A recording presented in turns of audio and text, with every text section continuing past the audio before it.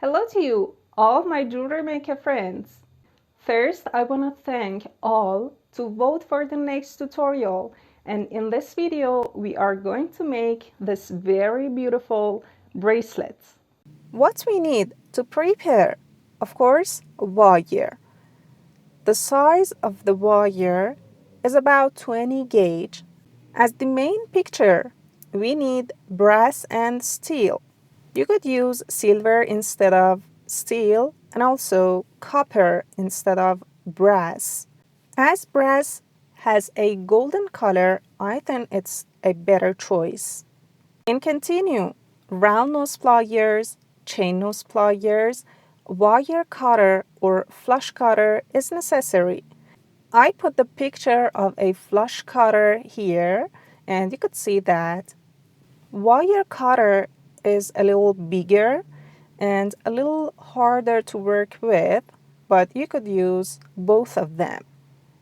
3 pearls, and I'm using the plastic ones, and you could use any other types or even beads or stones with hole, but the most important part about choosing them is the hole should be appropriate for the wire size. It means you could easily insert the pearl or bead into the wire. A paper tape or a strand or yarn that you could wrap all around your wrist and understand about the size.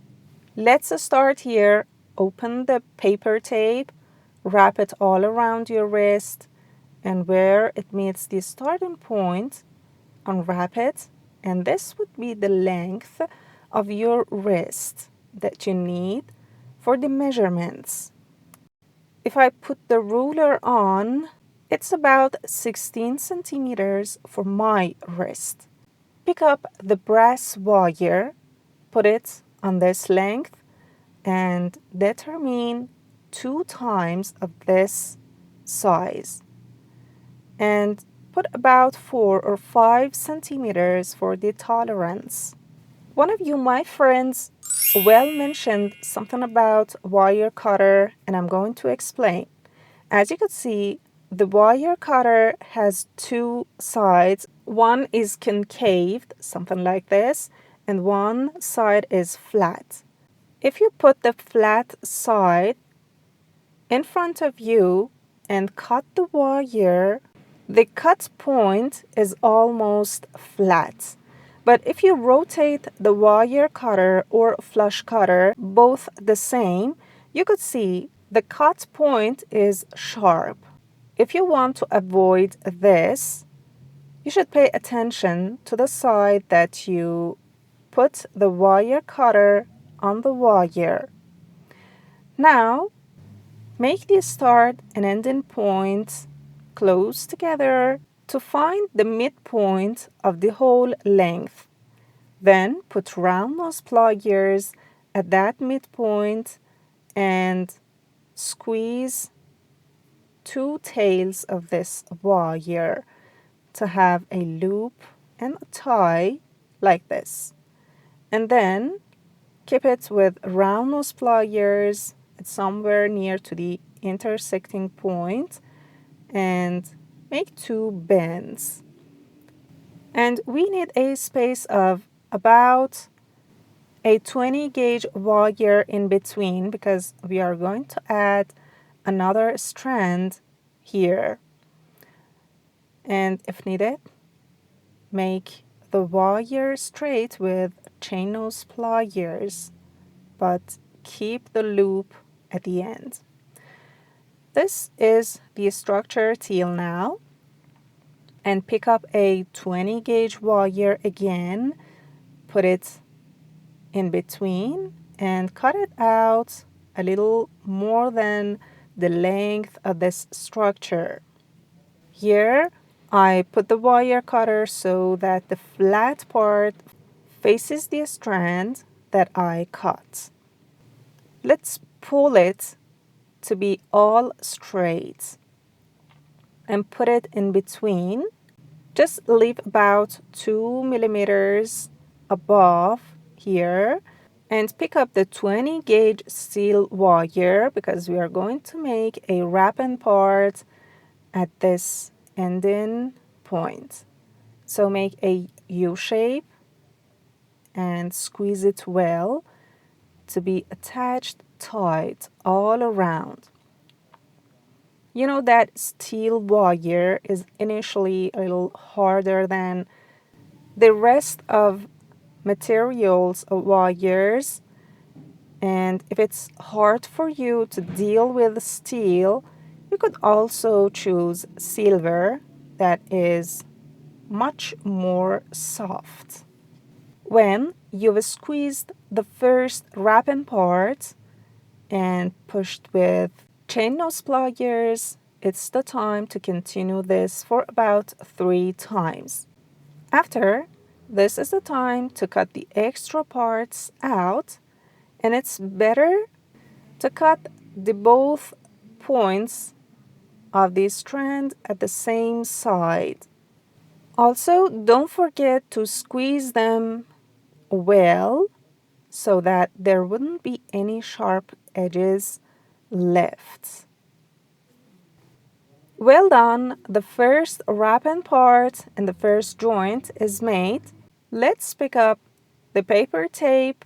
We wrapped all around the wrist again and bend it to find the midpoint, or you could of course use a ruler. This is the midpoint, and I'm going to put the structure teal now to get that midpoint, and this is the area our pearls are going to be put. These are those 3 pearls, and I'm going to make another wire wrapping parts at both sides of these pearls, and this is the first one, and it's just before the first pearl. Here I need to make another wire wrapping with this steel wire, or if you desire the silver one. After finishing the second wire wrapping part, select 2 wires at both sides and remain the mid wire strand, and insert the first pearl or stone or bead as you desire, and then wrap one of those wires that you had bent and do the same for the other one, and squeeze them well to be tight and attached to the pearl. Then insert the second pearl and wrap those 2 wire strands one time, just something like this, and at the end squeeze them well. Now make these 2 strands all straight, just like this, and push them to be just side to side and to be attached to the mid strand. I'm using chain nose pliers to do that better. And at the point the pearl row finishes, we need to add another wire wrapping part.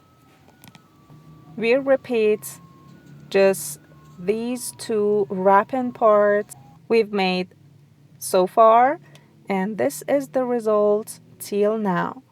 If the length is a little long, you could add another wire wrapping between every 2, and bend the mid wire at both start and ending part and cut it out with flush cutter. And at the end, squeeze the remaining parts with chain nose pliers, and that would be the straight structure that we need to wrap it all around a cylindrical shape. You could use just a glass, a rounded one, and to wrap the structure all around. But this is not going to be the final shape. As you can see, this is too big, and we need to roll it more so that the start and ending point meet each other. Before, let's make the hook, and we round this straight part with round nose pliers and make a U shape so that it would be insert into the loop in front. And here I'm using ring mandrel to form both parts and help the start and ending point to meet each other gradually. And this is the bracelet we have made. Let's test it out and close it.